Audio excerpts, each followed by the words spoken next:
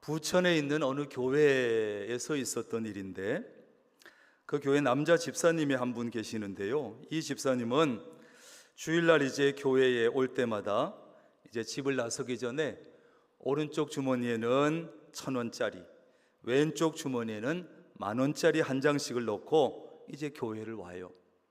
그러면 이제 먼저 교회에 와서 헌금 시간에 오른쪽 주머니에 있는 1,000원짜리를 헌금을 하고, 이제 매 예배를 마치고 나면 당구장에 가서 왼쪽 주머니에 있는 10,000원짜리를 꺼내 가지고 당구를 치고, 그리고서 이제 집으로 돌아갑니다.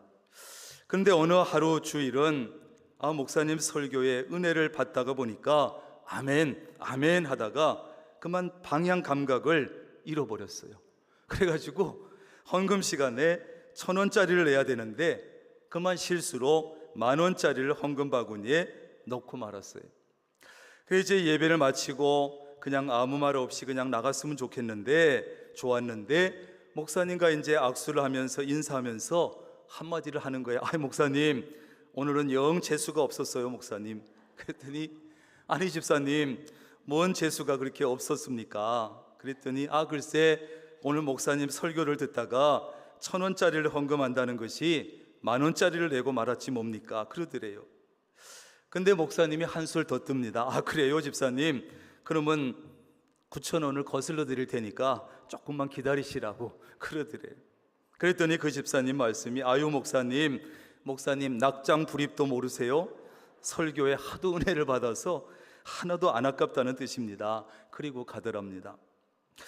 여러분, 오늘은 헌금 이야기를 좀 하려고 합니다. 이 헌금은 무엇보다 믿음이 있어야 할 수 있어요.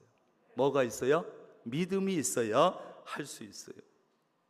조지 휘필드 목사님이라고 하는 분은 아주 설교를 잘하기로 유명했는데, 얼마나 설교를 잘했는지 그 당시에 이런 농담을 했다고 그래요. 휘필드 목사가 설교하는 날에는 주머니에 지갑에 돈을 많이 넣고 가면 안 된다. 왜? 설교를 듣다 보면 은혜를 받고, 은혜를 받다 보면 자기도 모르게 주머니에 있는 돈을 탈탈 털어서 헌금하기 때문에 그렇다는 거예요. 여러분, 전혀 아까운 줄 모르고 즐거운 마음으로 기꺼이 드리는 헌금, 그런 헌금이 가장 바람직한 헌금이지요. 그러나 많은 경우에 있어서 우리는 헌금하면서 아까워하기도 하고, 이리저리 재기도 하고, 주저하기도 하고, 마지못해서 헌금을 하기도 해요. 오늘 이 시간에는 은혜로운 예배의 요소 중에 헌금에 대해서 말씀을 드리려고 하는데, 우리가 은혜로운 예배의 요소를 지금까지 몇 개를 했습니다. 뭐뭐 했나요? 시작. 기도, 말씀, 찬양, 오늘 헌금, 이렇게 네 번째 헌금에 대한 말씀을 합니다. 사실 이 헌금에 대한 설교는 듣는 성도들도 좀 부담스러울 수 있는 설교고, 또 설교하는 목회자들도 역시 부담스러운 그런 설교의 주제예요. 이 헌금에 대한 설교를 하면 그냥 무조건 부정적으로만 보는 성도들이 있기 때문에 그렇습니다. 헌금 설교만 하면 그냥 세상적인 목사, 거룩하지 못한 목사, 경건하지 못한 목사, 돈만 밝히는 목사, 이런 눈으로 보는 그런 분들이 꽤 있어요. 그러나 여러분 생각해 보세요. 이 헌금에 대해서 목사가 가르치지 않으면, 목사가 설교하지 않으면 누가 가르쳐 주겠어요? 목사가 헌금에 대해서 설교하지 않는다면 그것은 목회자로서 직무유기라고 할 수 있습니다. 저는 사실 헌금 설교를 너무 안 해서 탈이지만, 정말 목사가 교인들에게 헌금을 가르치지 않고 헌금에 대한 설교를 하지 않으면 그걸 누가 가르쳐요? 교인들이 복을 받을 수 있는 중요한 길을 막는 것과 같은 것이기 때문에 이것은 목회자의 직무유기다, 이렇게 할 수 있어요. 사실 성경은요, 돈에 대해서 상당히 많은 이야기를 하고 있습니다. 돈 자체가 나쁜 것입니까? 그렇지 않아요. 돈 자체는 나쁜 것도 아니고 좋은 것도 아니고 중립이죠, 중립. 단지 돈은 사용하는 사람이 어떻게 쓰느냐에 따라서 나쁜 것이 될 수도 있고 좋은 것이 될 수도 있고, 어떤 분은 연구를 해봤는데 이 성경 전체에 믿음에 관한 성경 구절이 500개 정도, 기도에 대한 성경 구절도 500개 정도밖에 안 되는데 돈에 대한 성경 구절은 무려 2000개 정도가 된다는 거예요. 좀 놀라주세요. 다시 해야지. 돈에 대한 구절은 무려 2000개 정도나 된답니다. 2000개.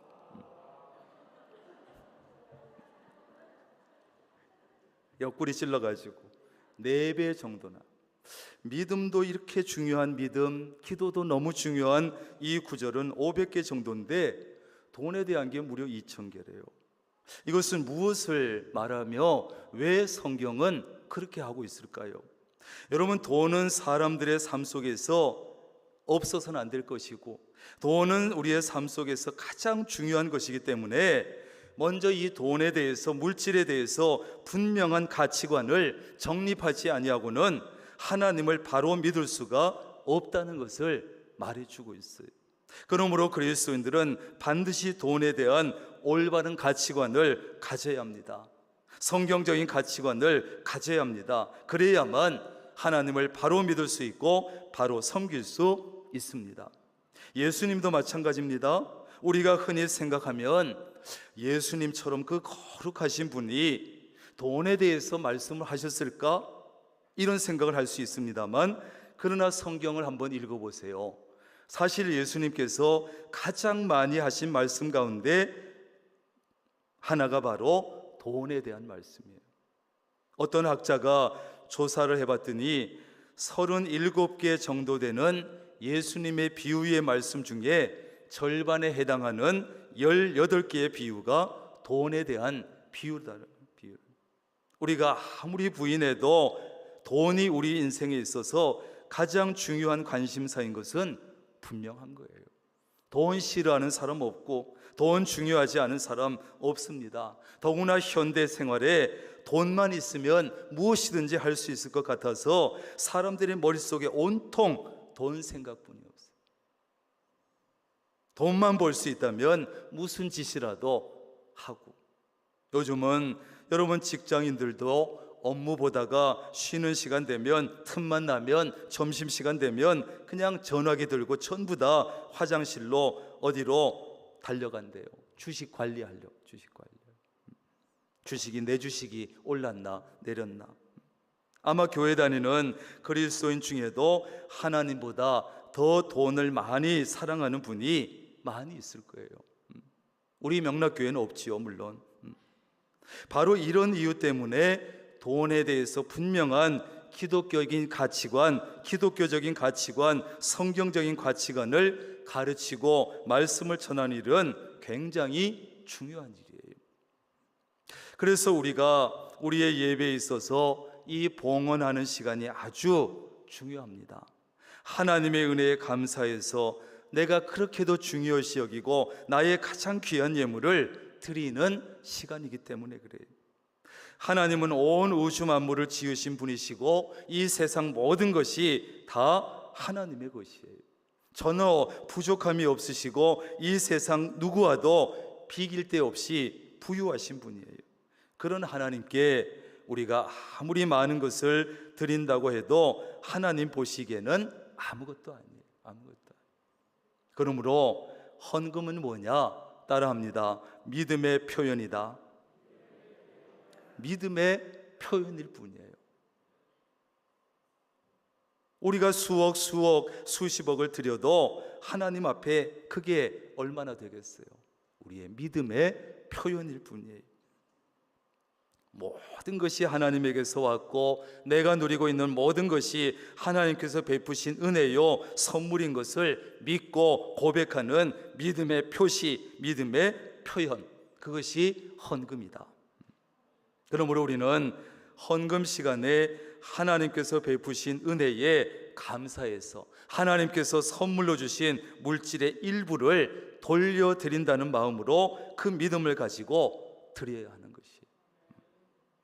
마치 내 것을 드리는 양, 전부 내 건데 내 거를 떼서 드리는 것처럼 그렇게 드리면 안 돼요. 전부가 하나님의 것인데 그 중에 극히 일부를 돌려드릴 뿐이다. 자, 그렇다면 우리는 예물을 드릴 때 어떤 자세를 가지고 드려야 되겠습니까? 첫째, 헌금은 미리 준비해서 정성을 다해서 드려야 합니다. 정성을 다해. 준비한다고 해서 아까 당구장에 가신 그 아저씨처럼 준비하면 안 돼요. 그 집사님처럼. 헌금을 기분 내키는 대로 하는 분들이 있습니다. 미리 정성껏 준비해서 하는 것이 아니라 그냥 헌금 시간 되면 주머니에 손을 넣어서 잡히는 대로, 기분 내키는 대로 하는 헌금, 이런 헌금을 하나님께서 기쁘게 받으시겠는가? 어느 목사님이 천막을 치고 개척교회를 하는데 시작을 했어요. 옛날에는 천막 치고 했지요. 요즘에는 그래도 주로 세를 얻어서 하지만, 그런데 하루는 술 주정꾼이 강단에 술이 취해가지고 드러누워서 잠을 자고 있는 거예요.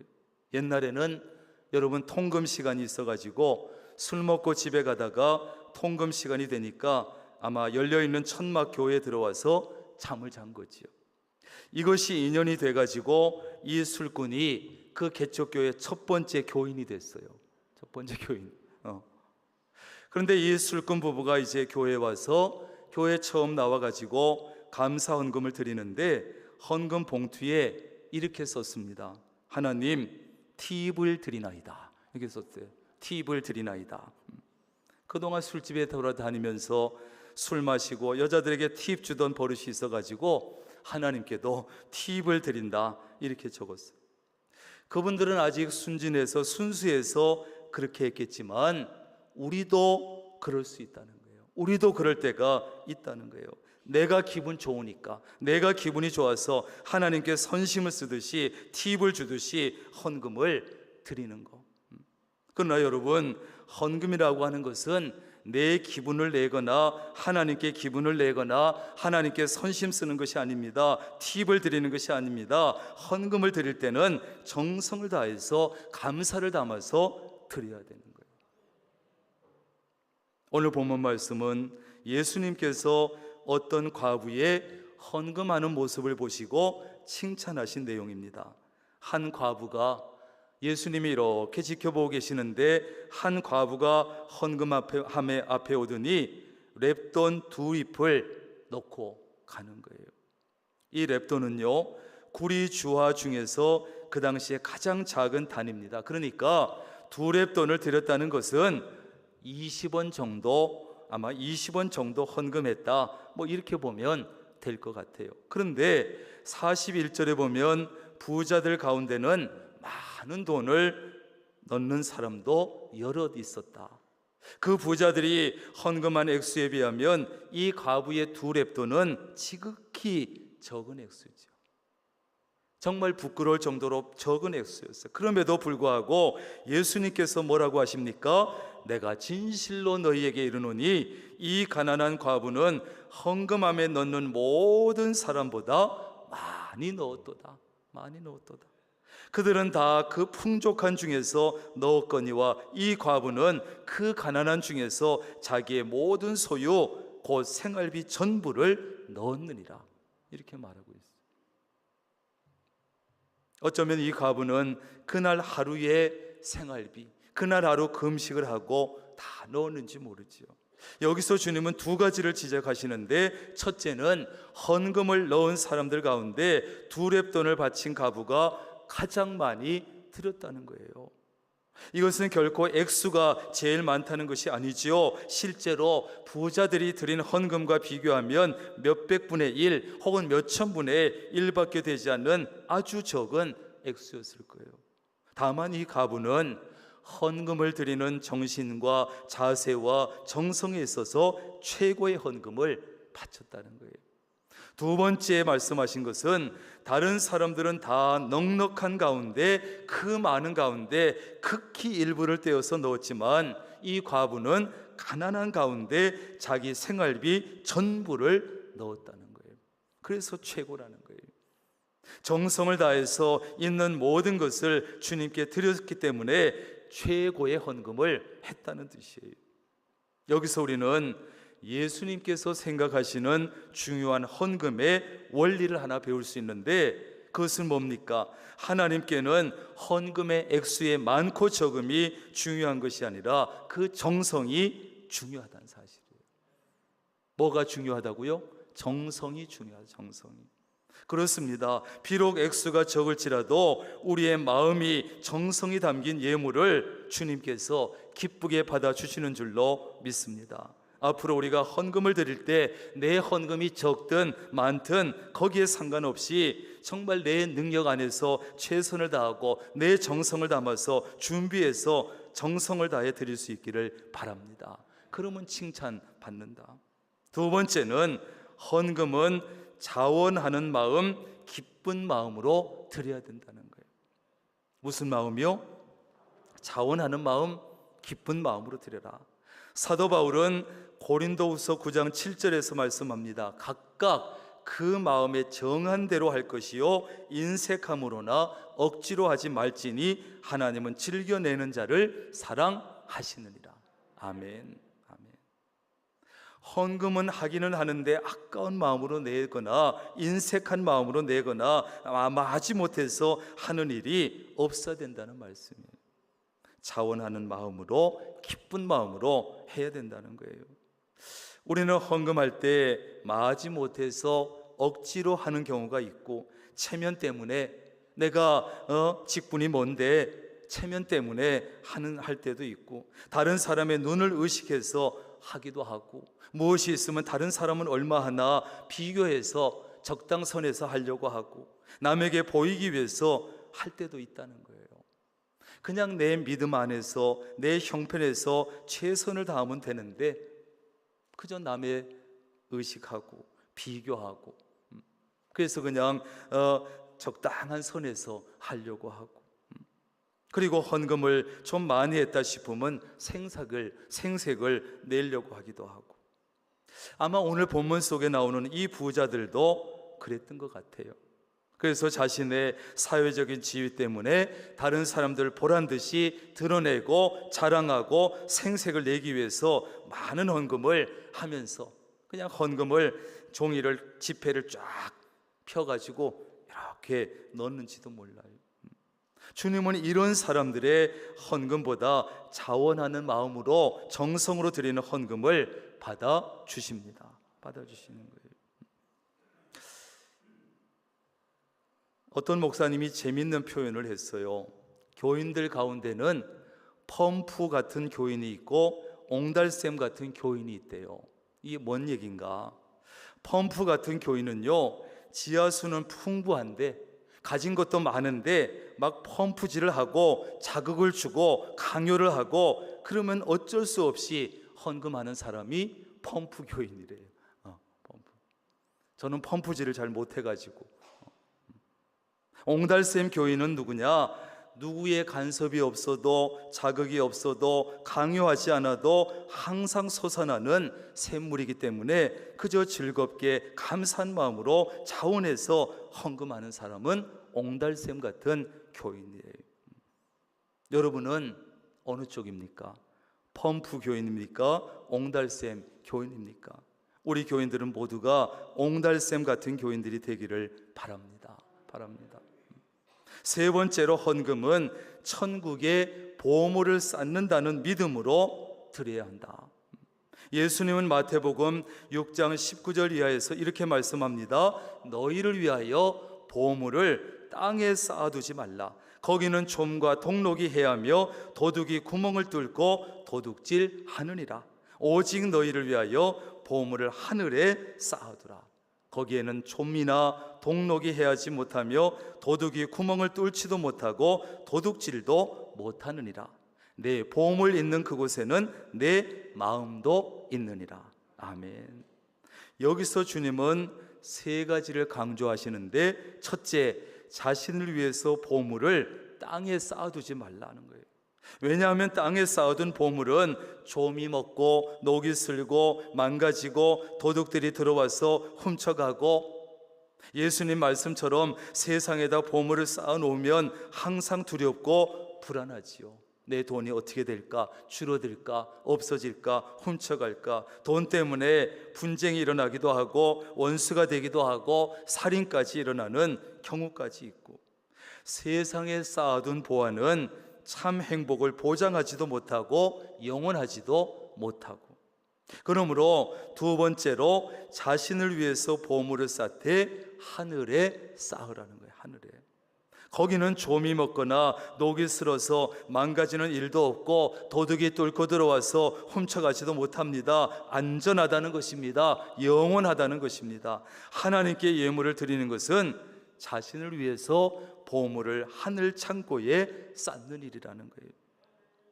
여러분의 헌금 때문에 우리 교회가 잘 운영이 되고 여러 가지 선교 활동을 할 수 있고, 교회 학교가 운영이 되고, 찬양대가 운영이 되고, 복음을 전파하는 데 쓰이고, 구제도 할 수 있고, 그렇게 하고 있어요.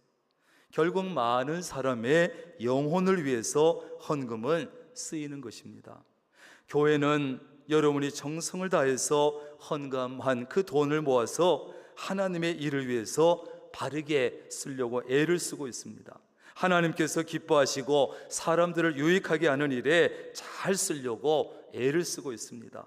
지금까지도 그래왔던 것처럼 앞으로도 우리 명락교회는 헌금 그 재정을 투명하게 해서 헌금을 바르게 쓰려고 합니다.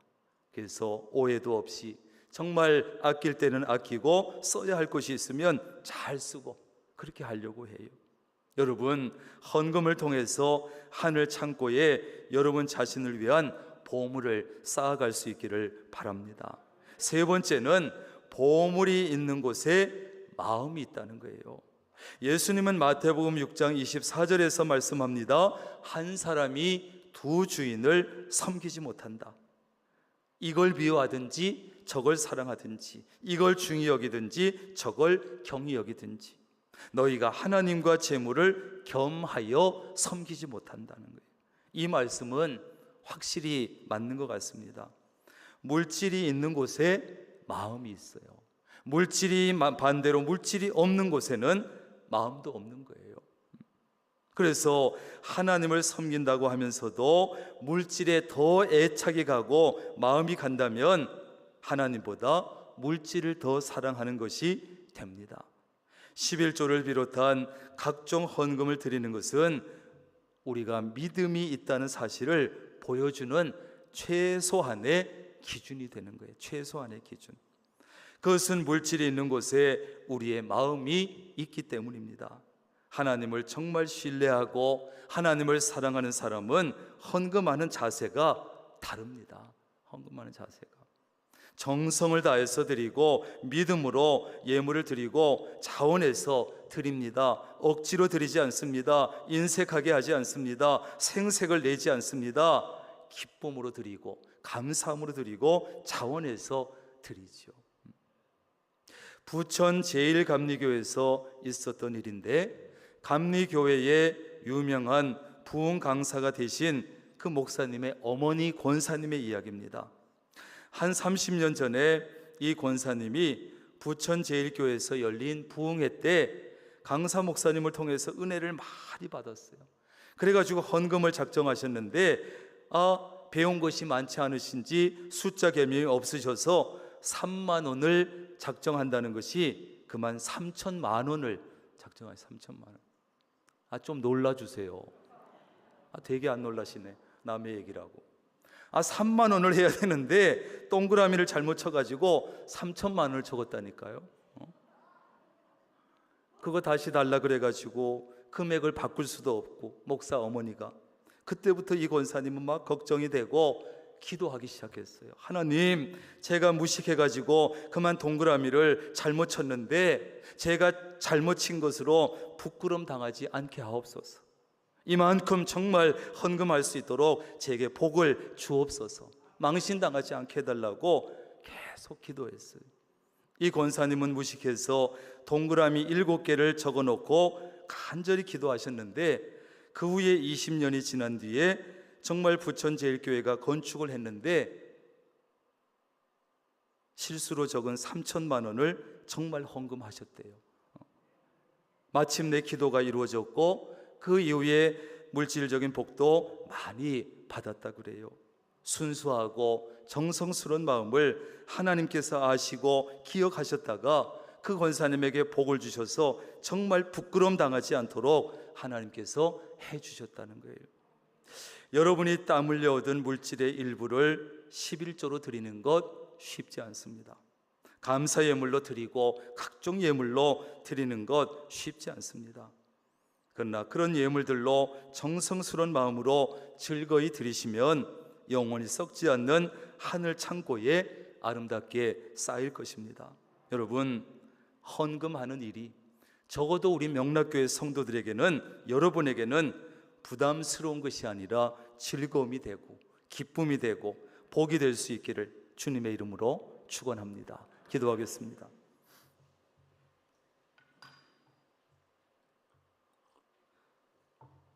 하나님, 감사합니다. 우리가 아무리 많은 것을 드릴지라도 하나님께 그것이 얼마나 되겠습니까?